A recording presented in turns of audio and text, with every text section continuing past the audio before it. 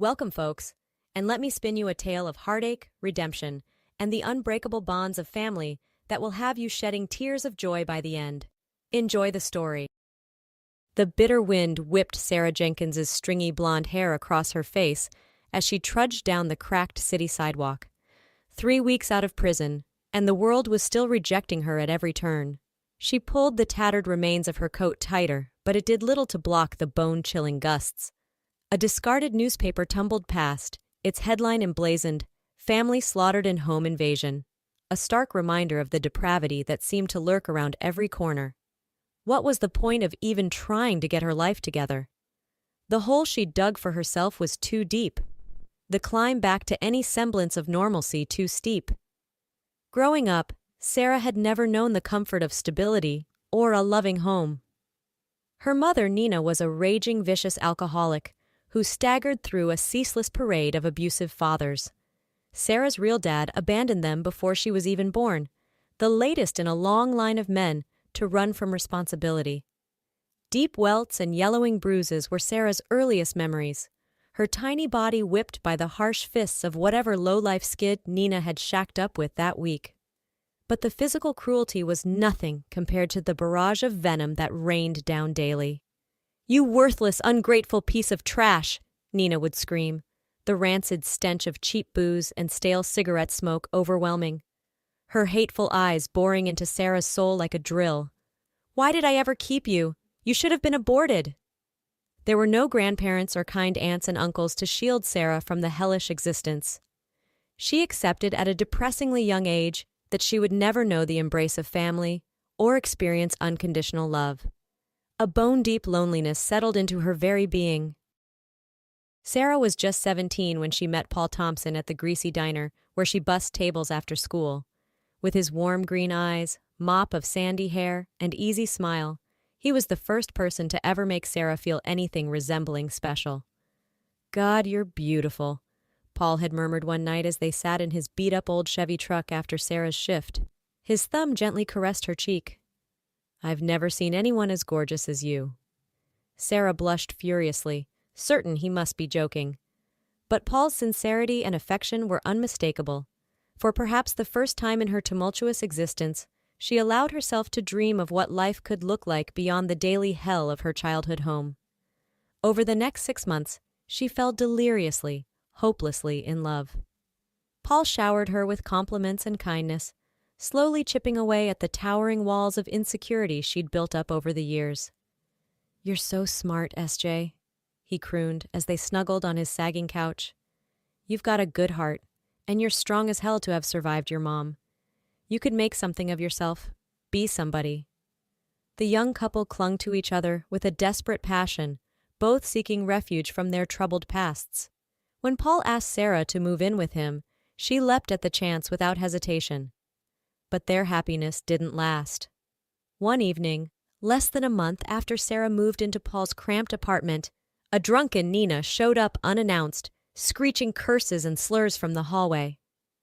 "This is the kind of filth you are, girl!" Nina bellowed as she barged through the door, shoving Paul backwards. "You'll never be nothing but a worthless trash whore, just like your mama." The vile words sliced through Sarah like knives as Nina's spittle flew across the room.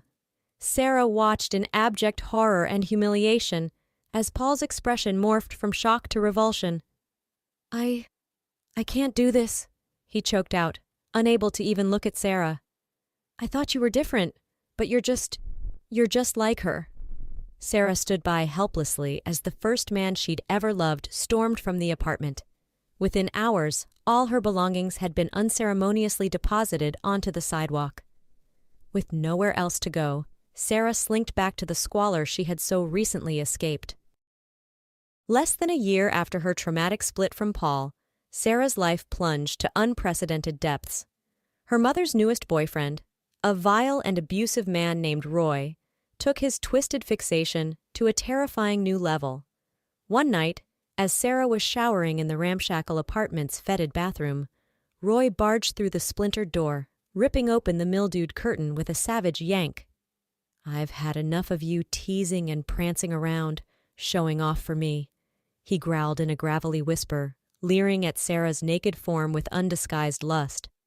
Sarah froze in shock and fear as his paw-like hands eagerly reached for her.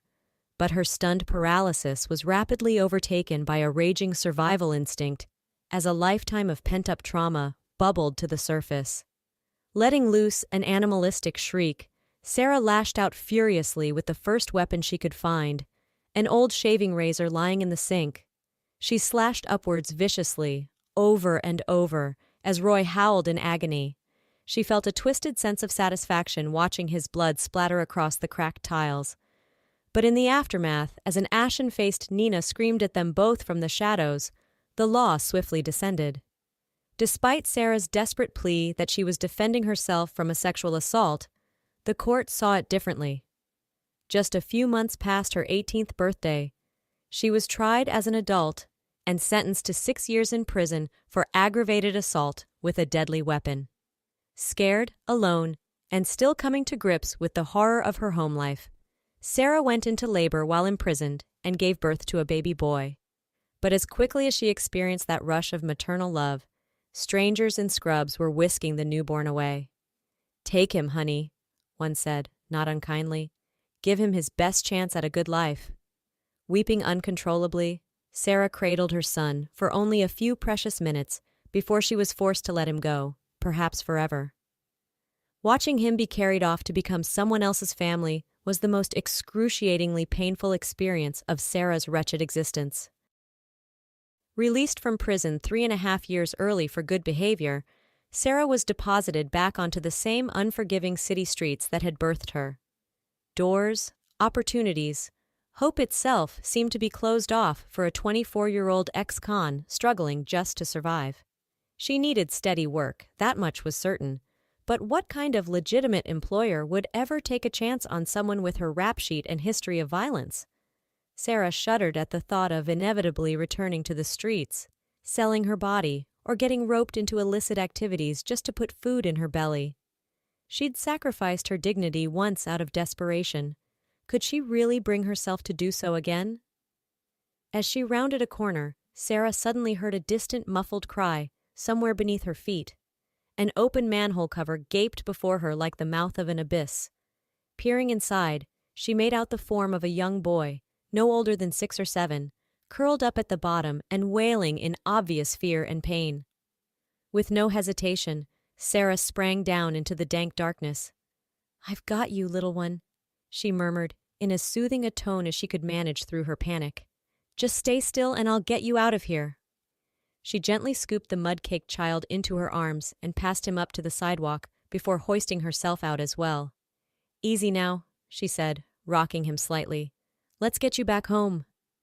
Perhaps, she thought with a sliver of hope, this impulsive act of kindness would finally convince someone of her true character beneath the surface, that she deserved a second chance far away from the world that had mercilessly chewed her up and spat her back out.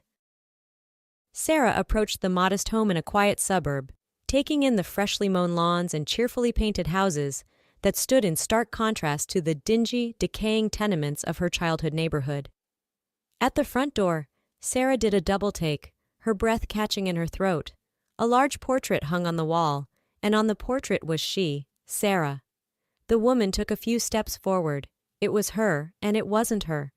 Sarah had never had such long hair, and neither had her clothes. Even before prison she had preferred pants, and here a light dress, in florals. "Grandma! Grandpa! I'm home!"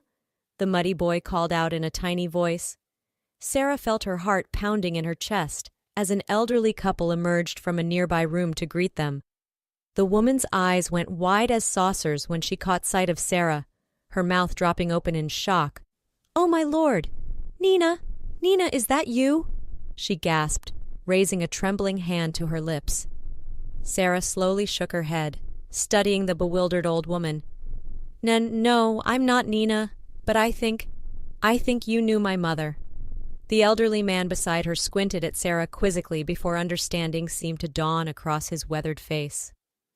"Well, I'll be," he murmured in a gravelly southern twang, "if you ain't the spittin' image of your mama when she was younger." Sarah felt her throat constricting as the woman stared at her with tears welling up in her eyes. A torrent of long-suppressed emotions threatened to burst forth. "You look so much like her," the old woman continued, hands now clasped over her heart. "Oh, Sarah, we searched for you for so many years after your mother disappeared. We never stopped." The elderly couple introduced themselves as Emily and Richard Baker from Monroe, Louisiana. Sarah learned that they were indeed her maternal grandparents, the family she had been certain was lost to her forever. As Richard guided them to the living room with a hand on Sarah's elbow, Emily continued to study every inch of Sarah's face through a sheen of grateful tears. "I can't believe this. I never thought this day would come," she said in a trembling southern lilt. "Finding you after all this time. It's a miracle straight from the Lord." With shaking hands, Emily reached out and cupped Sarah's cheek in a touch so tender it nearly broke her. "Last time I saw you, you were just a little bundle. 3 years old, maybe? Before your mama ran off with that evil boyfriend." Emily's voice caught in her throat, forcing Richard to take over the heartbreaking story. She just up and left one day. No word, no call, no nothing. We went plumb out of our minds with worry for years after. We hired private detectives, missing persons investigators, you name it," Emily interjected gruffly, swiping away tears. "But we never could find a single trace. It was like Nina and that bastard had just disappeared into thin air." The old man placed his gnarled hand atop his wife's and continued solemnly. "Years went by and, well, we feared the worst had happened, that she met some terrible end out there." Sarah stared at them in stunned silence. Her grandparents, her flesh and blood, they had been searching desperately for her and Nina the whole time. She felt like her entire reality had been upended in the course of an hour. A tiny voice piped up from behind her. "Who's this lady, Grandma?" Sarah turned to see the young boy she'd rescued peering at her curiously. Emily smiled through her tears and beckoned him closer. "Why, this is Sarah," she replied, wrapping a bony arm around his small shoulders. She's your mama, little Max. Your mama that we've been looking for since before you were born." The unfamiliar word hit Sarah like a freight train. Mama. Her mind instinctively flashed back to those fleeting moments in the prison nursery, holding her son for the first and only time. The son who was now standing before her, all grown up without her. Over the next several hours, Emily and Richard filled Sarah in on every missing piece from her fractured origins. How they had only learned of Sarah's existence and subsequent imprisonment from a private eye years after Nina's death. How, upon being paroled, Sarah's newborn son had been put up for adoption before Emily and Richard were able to take him in as their own. As darkness fell outside, a contented lull settled over the cozy living room. Sarah watched with a surge of feelings she couldn't quite place as Max curled up beside his doting grandparents on the plush sofa, his small eyes growing heavy. He looked content, loved. "We ain't got no illusions about making up for the past, honey," Richard said at last, his baritone voice subdued. "We can't restore what was stolen from you and that boy." He draped an arm around Max's tiny frame, looking at Sarah with a combination of sadness and hope. "But, well, we'd be awful glad if you stayed here with us for a while. Gotta know your son." His voice cracked with emotion. "Gotta know your family." Fresh tears sprang to Sarah's eyes as the unfamiliar word family washed over her like a soothing balm. For 24 torturous years, she had resigned herself to a solitary life of struggle, defined by her traumatic past. And now, through what felt like divine intervention itself, she was being presented with a future, with people who loved her. With trembling hands, Sarah leaned over and gently pulled the bemused but smiling Max close, breathing in his warmth and innocence. A kaleidoscope of memories flashed through her mind, holding him as a newborn, feeling that profound love, being forced to let him go into an uncertain world. Fate had somehow, impossibly, brought them full circle. A chance encounter, a random act of kindness, and now, Sarah was home. As she gazed into Max's eyes, she realized she finally had the opportunity to be the mother she never had, to break the vicious cycle once and for all, to shield him from the hell she had endured. Sarah looked up at the smiling faces of her grandparents, feeling a sense of peace and purpose unlike anything she'd ever known, and nodded slowly. The fractured road had been long and brutal before leading her here, but as Sarah enveloped Max in a tearful embrace, she realized her true journey was only just beginning. At last, she had a family.